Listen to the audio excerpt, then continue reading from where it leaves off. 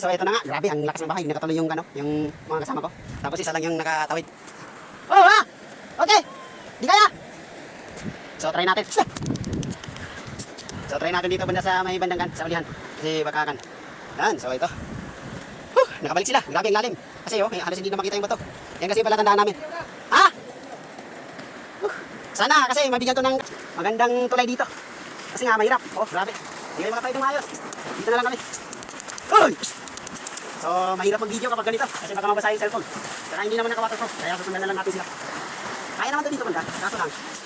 Baka mahirapan tayo. So yun, grabe. Ang lakas. Stay! Yun! Stay! So, buti mas mababa doon. Yes!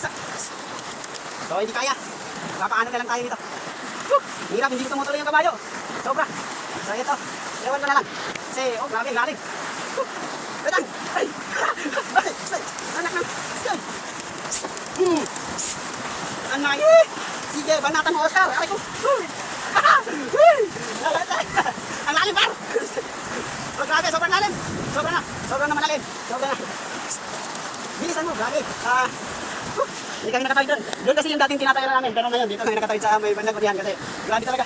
Grabe yung lalim! Stay! Yan! So, thank you! Nakatawid na yun kami. Siguro may susunod pa ito, mas lalang na lang ito kasi yan o, may unan pa doon sa unahan. So, bukas, wala kami choice kasi dito mawid kami. Kasi nga, may gagawin pa kami doon sa taas.